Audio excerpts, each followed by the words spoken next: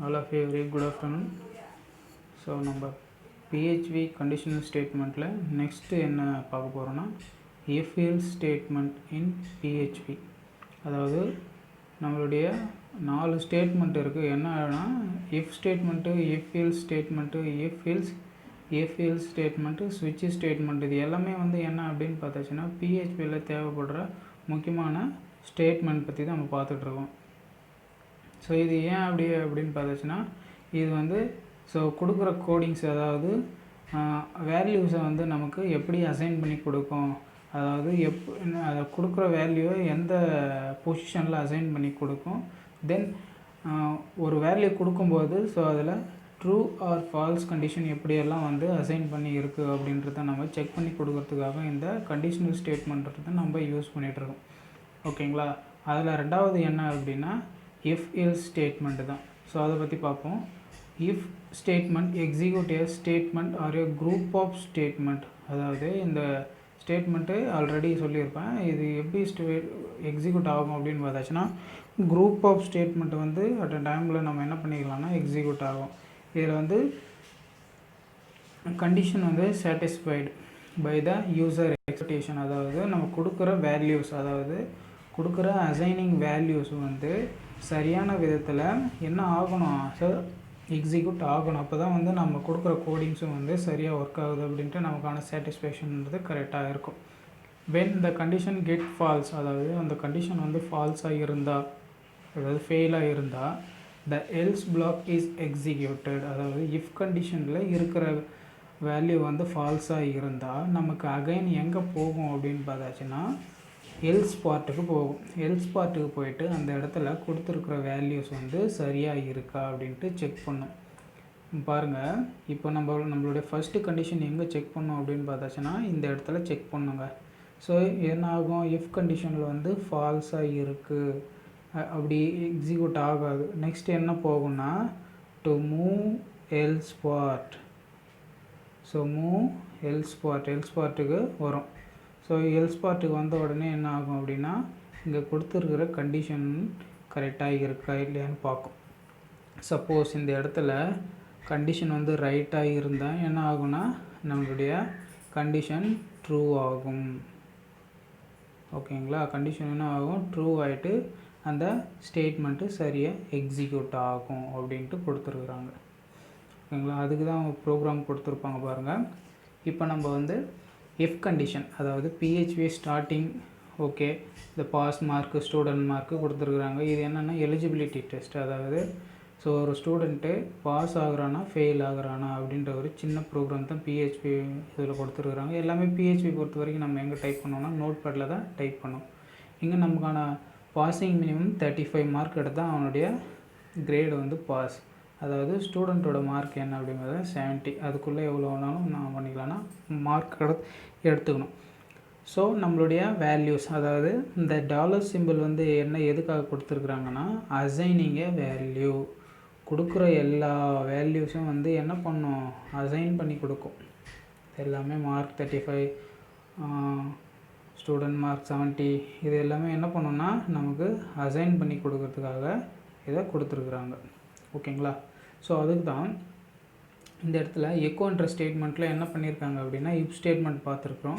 The student is eligible for the promotion, இது ஒரு statement. Next statement என்னென்னா த student is not eligible for the promotion அப்படின்ட்டு 2 கொடுத்துருக்குறாங்க.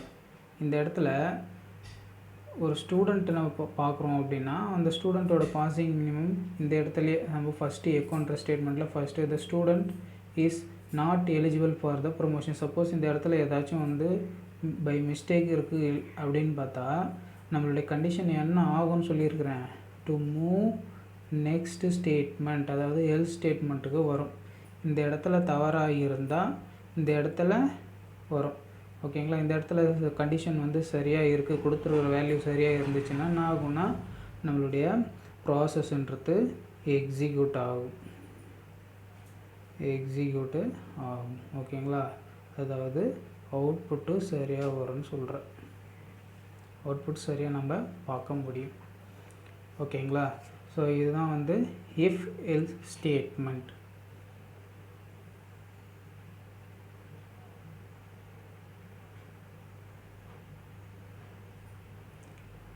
Next நமக்கு என்ன தேர்ட் டாபிக் என்னென்னா இஃப் எல்ஸ் ஸ்டேட்மெண்ட். அதாவது இஃப் எல்ஸோட ஆப்போசிட், அதாவது அதே ஸ்டேட்மெண்ட்டு தான் வந்து என்னென்னா இந்த இஃப் ஸ்டேட்மெண்ட்டும். ஓகேங்களா.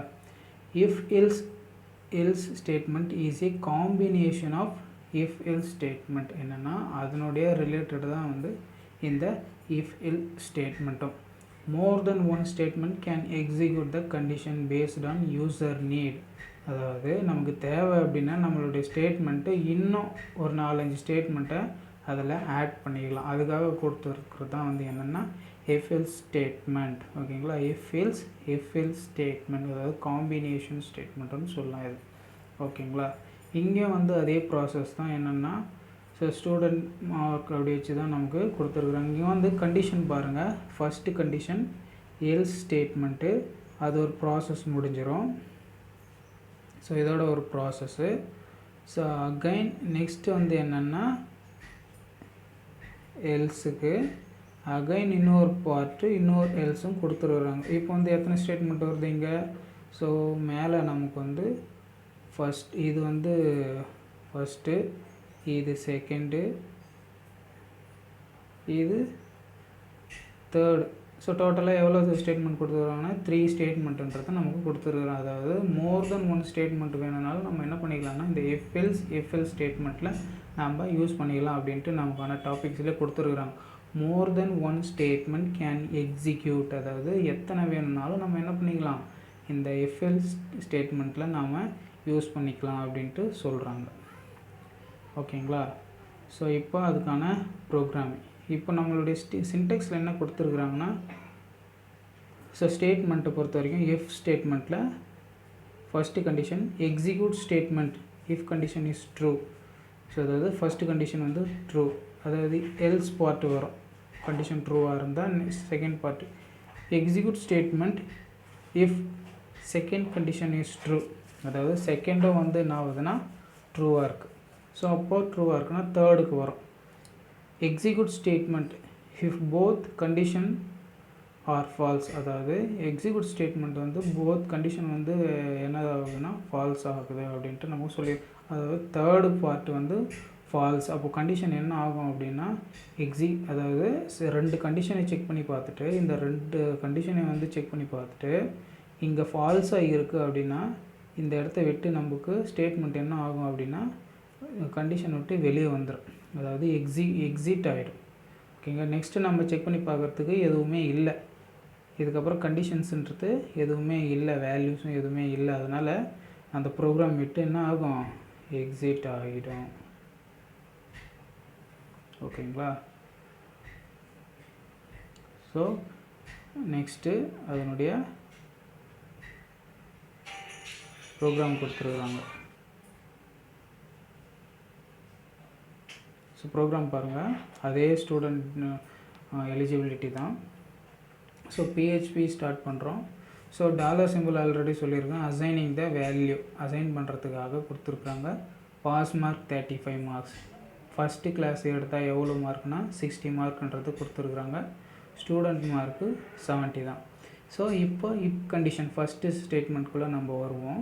ஸ்டூடெண்ட் எப்படி வேணும், அதாவது எப்படி இருக்குன்னா ஃபஸ்ட்டு கிளாஸ் வேணும்னாலும் எடுத்துக்கலாம்.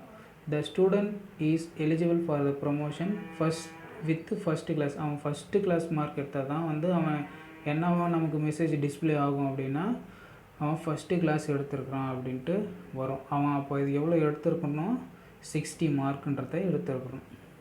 60 மார்க்கு அவன் எடுக்கணும். ஓகேங்களா.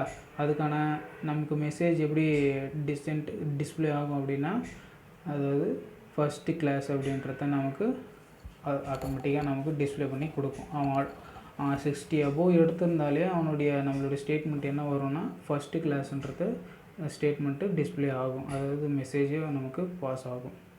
சப்போஸ் செகண்ட் கண்டிஷனில் பாஸ் மார்க், அதாவது பாஸ் மார்க் எவ்வளோ கொடுத்துருக்குறாங்க அப்படின்னா நம்மளுக்கு 35 மார்க், 35 இல்லை 40 எவ்வளோ மார்க் வேணாலும் எடுத்துருக்கலாம். ஓகேங்களா. அவன் என்ன ஆகும் ப்ரொமோஷனுக்கு அந்த 35 அபோவ் எடுத்திருந்தானா அவன் promotion will be move to the next class, அவன் அடுத்த கிளாஸ்க்கு போகலாம். ஓகேங்களா. இது ஒரு மெசேஜ். நெக்ஸ்ட் என்ன ஆகும், த student is not eligible for the promotion. 35 mark கீழே எடுத்திருந்தால் அவன் வந்து ஒரு 30யோ இல்லை 25ஓ மார்க் எடுத்திருந்தா அவனுடைய மார்க் அந்த இடத்துல மெசேஜ் என்னவோ ஆகும்னா not eligible for the promotion, அவன் வந்து ஃபெயில், அவன் நெக்ஸ்ட் கிளாஸ்க்கு வந்து என்ன ஆக முடியாது, போக முடியாது. இப்படி தான் நமக்கான மெசேஜ்ன்றத டிஸ்பிளே ஆகும். நம்ம ரிசல்ட்டு பார்க்கும்போது நமக்கு வந்து பாஸ் ஃபெயிலுன்னு டிஸ்பிளே ஆகுதுங்க இல்லைங்களா. இதெல்லாம் வந்து எந்த மெத்தடில் வருது அப்படின்னா பிஹெச்பி மெத்தடில் தான். அதாவது இந்த மாதிரி கோடிங் வந்து நம்ம ஃபஸ்ட்டு க்ரியேட் பண்ணிட்டா தான் நம்ம வந்து 100 மார்க் எடுத்திருந்தால் சென்டம்ன்ற நம்ம டிஸ்பிளே எப்படி மெசேஜை நம்ம டைப் பண்ணி கொடுக்குறோமோ அந்த விதத்தில் நமக்கான மெசேஜ்ன்றத பாஸ் பண்ணி கொடுக்கும். ஓகேங்களா. நெக்ஸ்ட்டு வந்து சுவிட்ச் கேஸ், அதாவது சுவிட்ச் ஸ்டேட்மெண்ட். இதுவும் வந்து சுவிட்ச் ஸ்டேட்மெண்ட் தான். இது வந்து என்னென்னா பில்டிங் பிளாக் ஸ்டேட்மெண்ட். இதுக்கு எத்தனை ஸ்டேட்மெண்ட் வேணும்னாலும் நம்ம என்ன பண்ணிக்கலாம், கொடுத்துக்கலாம். ஓகேங்களா. இப்போது பார்ப்போம். த சுவிட்ச் statement is used to perform different action based on different condition. அதாவது இதில் என்ன இருக்குது, டிஃப்ரெண்ட் கண்டிஷன்றதை நாம் கொடுத்துக்கலாம். ஒரு கண்டிஷனில் 2 கண்டிஷனில் டிஃப்ரெண்ட் ஆக்ஷன், அதாவது கொடுக்குற மெசேஜ் எந்த விதத்தில் வேணாலும் நம்ம என்ன பண்ணிக்கலாம் அப்படின்னு பார்த்துச்சுன்னா கொடுத்துக்கலாம். இப்போது சின்டெக்ஸில் ஸ்விட்ச் ஸ்டேட்மெண்ட்டில் என்னென்னா அதாவது என் ஆஃப் வேல்யூ அப்படின்றதுக்காக இங்கே என்னன்ற வேல்யூவை அசைன் பண்ணி கொடுத்துருக்குறாங்க. ஸோ இப்போ கேஸ் லேபிள் 1, இப்போ அதுக்கான கோடிங் என்ன கொடுத்துருக்காங்க, லேபிள் 1. அதுக்கப்புறம் பிரேக் ஸ்டேட்மெண்ட்டு. இது எல்லாமே வந்து என்னென்னா பிரேக் ஸ்டேட்மெண்ட்டு.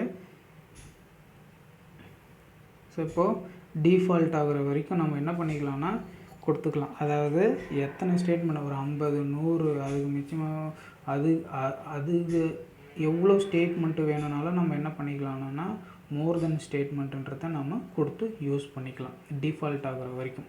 ஸோ அதே மெசேஜ் தான் நமக்கு இங்கே கொடுத்துருக்குறாங்க. என்னென்னா இங்கே கலர் மென்ஷன் பண்ணியிருக்காங்க. என்ன கலர்ஸ் அப்படின்னா 3 டிஃப்ரெண்ட் கலர்ஸ். ஓகேங்களா. Red, blue, green. இந்த காம்பினேஷன் ஆஃப் கலர்ஸ் மட்டும்தான் நமக்கு கொடுத்துருக்காங்க. இது எல்லாமே வந்து என்னது, ஃபேவரட் கலர்ஸ். ஓகேங்களா. இப்போ பிரேக் ஸ்டேட்மெண்ட் எதுக்காக கொடுத்துருக்காங்கன்னா பிரேக் ஸ்டேட்மெண்ட்டுக்கு ஒன்று பொறுத்த வரைக்கும் என்னென்னா இப்போ கண்டிஷனுன்றது இந்த இடத்துல ஃபஸ்ட்டு ஸ்டேட்மெண்ட்டில் ஃபால்ஸாக இருக்குது அப்படின்னா இது என்ன ஆகும் அப்படின்னா நெக்ஸ்ட்டு கிளாஸ்க்கு ஜம்ப் ஆகிடும் ஆட்டோமேட்டிக்காக, கண்டிஷன் செக் பண்ணி பார்த்துட்டு. அதுக்கப்புறம் நெக்ஸ்ட்டு கிளாஸு சப்போஸ் இந்த இடத்துல ட்ரூவாக இருந்துச்சுன்னா இந்த எக்ஸிக்யூட் ஆகும். நெக்ஸ்ட்டு எக்ஸிக்யூட் ஆகிட்டு அதுக்கப்புறம் நம்மளுடைய கண்டிஷன்றதை அகைன் செக் பண்ணி பார்க்கும். ஸோ இந்த மாதிரி நம்ம பிரேக் ஸ்டேட்மெண்ட்டுன்றதை கொடுத்துருக்குறாங்க. ஓகேங்களா. டிஃபால்ட்டாக இப்போ இந்த இடத்துல எல்லாமே சரியாக இருக்குது அப்படின்னா இந்த இடத்துல வந்து என்ன ஆகும்னா ஸோ இப்போது your favourite colour is neither red, blue, அப்புறம் க்ரீன். ஓகேங்களா. இந்த மாதிரி கொடுத்தோன்னா சப்போஸ் இந்த 3 கலரில் வேறு எதுவுமே இல்லை அப்படின்னு பார்த்தாச்சுன்னா நமக்கு மெசேஜ்ன்றதை என்ன ஆகும் அப்படின்னா so your colour is not mentioned அப்படின்ட்டு நம்ம கொடுக்குற மெசேஜுக்கு ஏற்ற மாதிரி நமக்கு மெசேஜ்ன்றதை டிஸ்பிளே பண்ணி கொடுக்கும். ஓகேங்களா. இங்கே நம்ம 3 கலர்ஸ் தான் நம்ம யூஸ் பண்ணியிருக்கோம், ரெட்டு, ப்ளூ, க்ரீன். அப்படி தான் நமக்கு பாஸ் ஆகும். ஓகேங்களா. ஸோ இதோட வந்து இந்த சாப்டர்ன்றது க்ளோஸ் ஆகுது. ஸோ எல்லாமே வந்து ஈஸியான கான்செப்ட் தான். ஸோ இதில் ட்ரூ கண்டிஷன், ஃபால்ஸ் கண்டிஷன் தான். கொடுக்குற வேல்யூஸை சரியாக இருந்தால் எக்ஸிக்யூட் ஆகும். சப்போஸ் ஃபால்ஸாக இருந்தால் ஸ்டேட்மெண்ட்டு எக்ஸிட் ஆகிடும். ஸோ செக் பண்ணி பார்த்துட்டு எக்ஸிட் ஆகிடும். இது 4 ஸ்டேட்மெண்ட்ன்றது ரொம்ப முக்கியம். If statement, if else statement, if else statement, ஸ்விட்ச் ஸ்டேட்மெண்ட். ஓகேங்களா. இதை ஃபுல்லாக படிங்க, நல்லா தெரிஞ்சுங்க. தெரிஞ்சு அண்டர்ஸ்டாண்டிங்கிறது ரொம்ப முக்கியமானது. ஓகேங்களா. நெக்ஸ்ட்டு சாப்டரை அடுத்த கிளாஸில் பார்ப்போம். தேங்க்யூ.